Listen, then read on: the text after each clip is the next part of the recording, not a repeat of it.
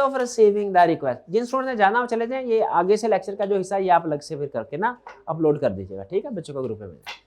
तो बोर्ड क्या करे, रिक्वेस्ट आएगी तो बोर्ड क्या करे, 30 दिन में इलेक्शन करवाए। लेकिन अब जो इलेक्शन करवाएंगे ना 30 दिन के अंदर, ये इसमें डायरेक्टर्स की तादाद कम नहीं करनी, डायरेक्टर्स की तादाद कम, यानी अगर पहले 10 डायरेक्टर थे तो अब भी 10 होंगे।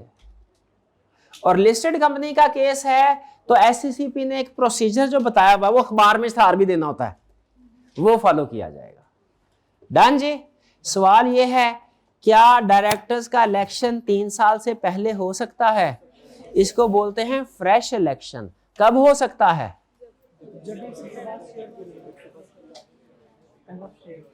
शेयर हो जाए, ठीक है। ये है जिमनी इलेक्शन, ये है री इलेक्शन। क्या धांधली हो सकती है? हो सकती है। करप्ट बंदे तो हर जगह मौजूद होते हैं, कंपनी में भी करप्ट। क्या ऐसा हो सकता है कि वोट्स काउंट करते हुए चेयरमैन ने गड़बड़ कर दी हो, कुछ शेयर्स को काउंट ही नहीं, कुछ वोट को काउंट ही नहीं किया? हो सकता है कि नहीं, खुद बताएं। धांधली हो सकती है। अगर धांधली हो जाए तो क्या करना चाहिए?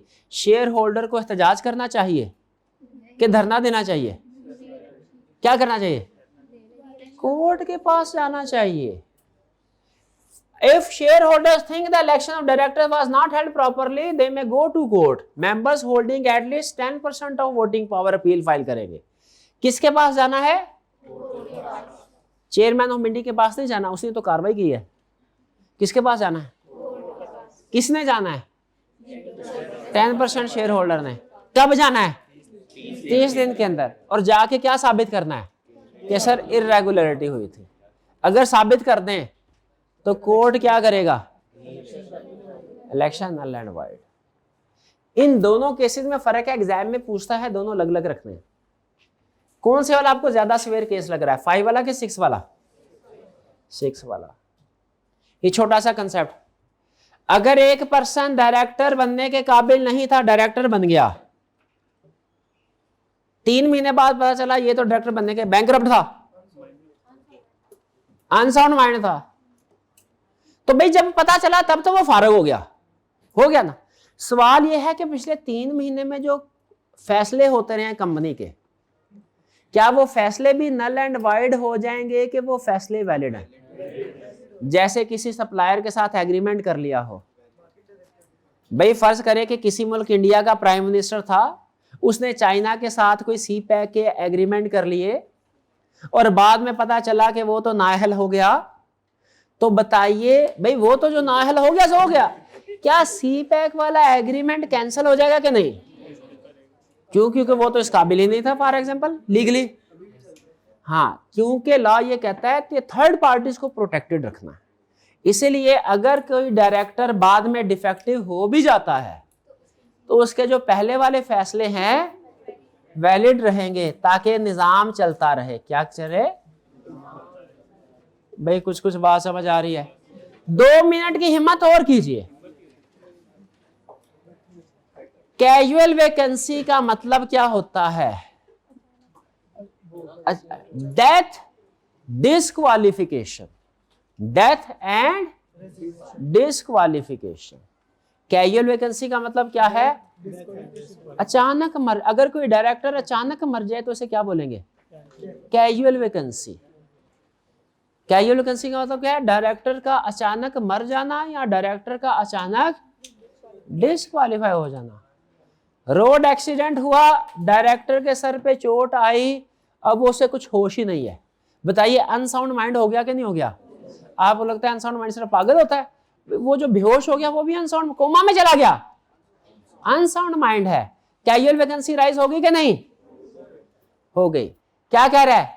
अगर कैजुअल वैकेंसी राइज हो गई, सवाल क्या है, क्या इस कैजुअल वैकेंसी को फिल करना लाजमी है कि नहीं? करेगा कौन? अगर वो डायरेक्टर करेंगे, क्या लाजमी है कि नहीं? लिस्टेड कंपनी के केस में लाजमी है कैजुअल वैकेंसी के 90 दिन के अंदर अंदर फिल करना। और अनलिस्टेड कंपनी के केस में अगर तो मिनिमम नंबर पूरे हो रहे हैं तो फिर कैजुअल वैकेंसी फिल करना लाजमी नहीं है, चाहे करो चाहे ना करो। अगर मिनिमम नंबर ऑफ डायरेक्टर पूरे नहीं हो रहे फिर कैजुअल वैकेंसी फिल करना लाजिम है। फिर से एंड में जरा फटाफट सिर्फ 1 मिनट, उसके बाद लेक्चर खत्म। कैजुअल वैकेंसी किसको बोलते हैं? जब किसी डायरेक्टर की डेथ हो जाए या डिसक्वालिफिकेशन हो जाए। अगला सवाल, क्या कैजुअल वैकेंसी फिल करना लाजमी है? अगर लिस्टेड कंपनी है तो 90 दिन के अंदर अंदर कैजुअल वैकेंसी फिल करना लाजमी है, यानी कोई और डायरेक्टर अपॉइंट करना पड़ेगा। और कौन करेगा? एग्जिस्टिंग डायरेक्टर्स ही करेंगे। और अगर अनलिस्टेड कंपनी है तो मिनिमम नंबर पूरे हो रहे हो तो फिर फिल करना रिक्वायर्ड नहीं है। और अगर मिनिमम नंबर से तादाद कम हो गई रिक्वायर्ड है। लिस्टेड कंपनी है, 10 डायरेक्टर है, मिनिमम 7 होने चाहिए, एक की डेथ हो गई, बताइए फिल करना रिक्वायर्ड है कि नहीं? और लिस्टेड ही है, बोल रहा है लिस्टेड है, रिक्वायर्ड है। कौन करेगा? Existing director. कितने दिन में करेंगे? 90 दिन के। अनलिस्टेड कंपनी है, 5 डायरेक्टर हैं, एक की डेथ हो गई, फिल करना रिक्वायर्ड है? नहीं, अनलिस्टेड है, चाहे करे चाहे ना करे। अनलिस्टेड है, 3 डायरेक्टर हैं, एक ही डेथ हो गई, फिल करना रिक्वायर्ड है? रिक्वायर्ड है। क्यों? मिनिमम नंबर से कम हो गया। अच्छा, कितने अरसे में फिल करें? लॉ ने लिस्टेड में तो बताया 90 डेज, अनलिस्टेड का नहीं बताया। डन? कुछ समझ आया? पक्का? कल टेस्ट में अच्छे नंबर ले लेंगे। शाबाश। आज का लेक्चर यहाँ खत्म करते हैं। अल्लाह हाफिज।